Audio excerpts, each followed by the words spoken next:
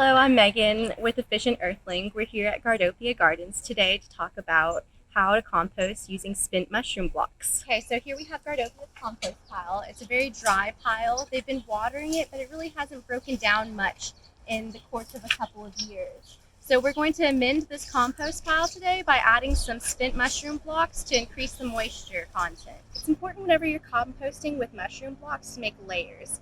So we're going to start with a fresh block here, throw it down. We're just going to break it into smaller pieces. So now we're going to add some juice pulp to that bed of mycelium we just laid.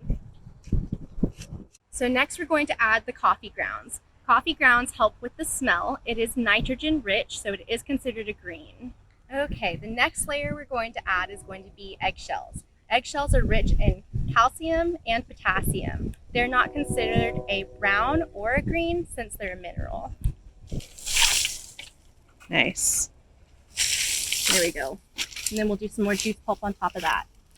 Contrary to popular belief, lemon peels and citrus can be composted. It really helps to have the spent mushroom blocks that eat the peels.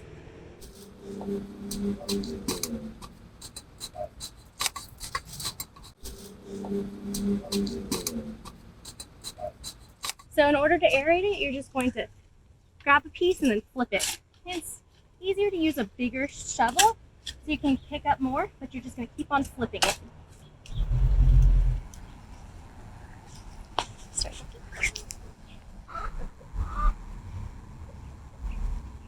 So the food chain of compost is going to have mycelium at the top, which is going to break down the cellulose and the juice pulp, making it easier for the bugs to eat, the worms to digest, creating those castings, which make those nutrients from the cellulose and the juice pulp bioavailable to the plants that you're going to be feeding.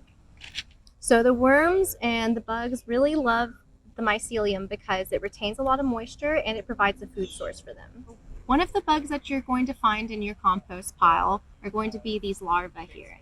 These are the larvae of the ox beetle, and these are great shredders to have in your compost. They help break down a lot of the organic material to make it more loose and rich. So they help break it down to smaller pieces, and then you can sift it.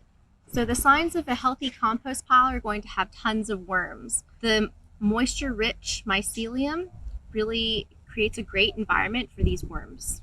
When you see your worms, you'll also see these tiny little yellow amber balls in your soil. And these little balls are going to be worm eggs. So it's important to take care of those in your worm pile and your compost pile. So if you see some green in your mushroom block, that's going to be Trichoderma.